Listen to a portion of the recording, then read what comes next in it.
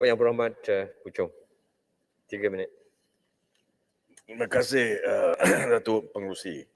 Datuk Pengerusi, saya buat rujukan kepada perkara 21000 dan 22000 nombor tiran. Dan ini berkaitan dengan senjata api dan peluru PDRM dan juga kenderaan PDRM. Datuk Pengerusi, saya nak tanya soalan spesifik berkaitan dengan apa yang disebut sebagai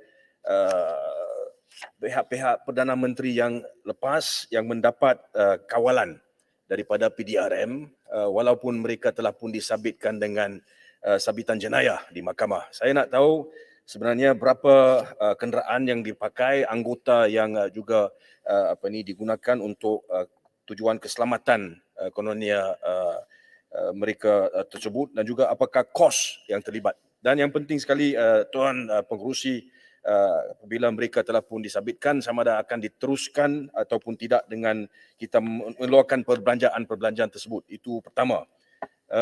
Kedua, Tuan Pengerusi, berkaitan dengan apa yang disebut sebagai pengumuman bahawa agensi yang tertentu akan diwujudkan buat tujuan menyiasat kes-kes kematian dalam tahanan. Ini Tuan Pengerusi di bawah butiran 12000.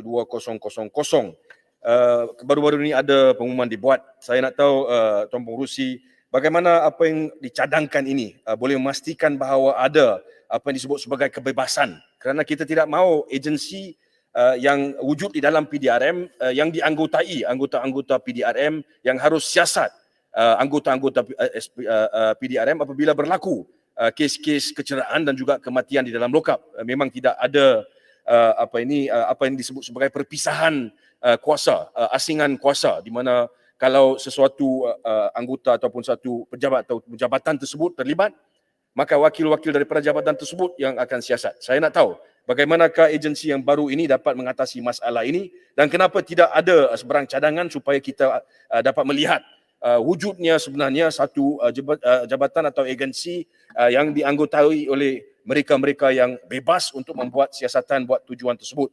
Juga seperti mana disebut oleh sahabat saya awal tadi daripada Kuala Kerai, kalau tak silap Tuan Pengerusi, soal berbangkit dengan apakah berlaku pada kes-kes yang lalu.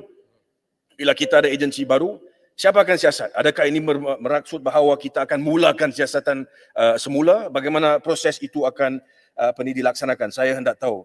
Akhir sekali Tuan Pengerusi, saya rujuk kepada butiran 35000 dan 70000 dan Tuan Pengerusi, baru-baru ini ada pendedahan dibuat oleh Yang Berhormat Menteri Kementerian Dalam Negeri, di mana disebut bahawa wujudnya satu kartel di dalam Jabatan Imigresen dan perkara ini dalam siasatan pihak KDN. Saya ingin tanya, apakah tahap siasatan itu? Kedua, apakah jenis masalah yang dihadapi oleh dengan wujudnya kartel ini? Apakah tindakan yang akan diambil?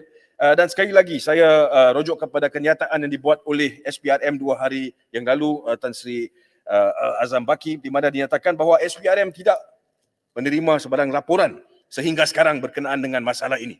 Jadi soal dia, apakah berlaku? Adakah kita melihat sekali lagi satu internal investigation di mana tindakan akan diambil secara dalaman, kemudian perkara ini dilesapkan atau disenyapkan?